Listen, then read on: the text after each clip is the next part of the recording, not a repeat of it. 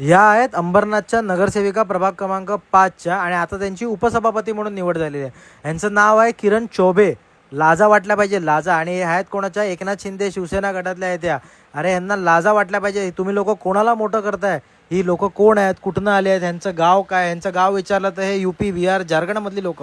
आणि तुम्ही यांना मुंबई महाराष्ट्रामध्ये अशी मोठी मोठी पद्धत देऊन यांना मोठं करताय. मराठी माणूस काय मेला आहे का इकडचा?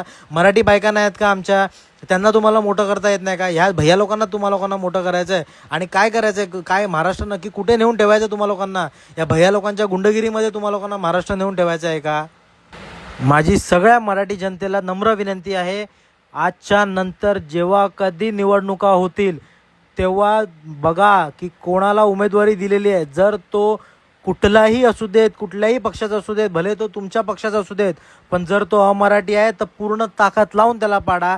या राजकीय पक्षांना कळलं पाहिजे की महाराष्ट्रामध्ये जर तुम्हाला निवडणूक लढवायच्या आहे तर उमेदवार मराठीच पाहिजे.